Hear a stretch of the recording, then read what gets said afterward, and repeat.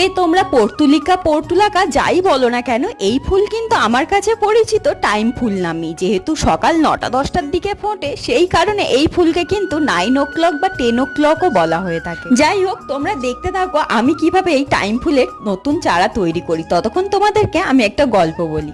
তখন আমি স্কুলে পড়ি, আর আমাদের পাড়ায় মাঝে মাঝে একটা লোক আসতো গাছ নিয়ে, আর তার ওই ঝাঁকা ভর্তি ফুল ফুটে থাকতো নানান রং বেরঙের টাইম ফুল, যেগুলো দেখে নিজেকে কন্ট্রোল করা খুব কষ্টকর।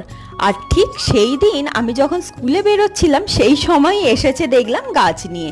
তখন ইচ্ছা থাকলেও সময়ের অভাবে কিন্তু নিয়ে উঠতে পারি। তবে আসল টুইস্ট ঘটেছিল স্কুল থেকে ফেরার পর হঠাৎই চোখ পড়লো একটা টবের দিকে। দেখলাম তাতে এই টাইম ফুলের গাছগুলো বসানো রয়েছে। এই গাছ দেখে যে কি পরিমাণে আনন্দ হয়েছিল সেটা বলে বোঝাতে পারবো না। আচ্ছা, তোমরা এই গাছ কি নামে জানো? অবশ্যই কমেন্ট করো।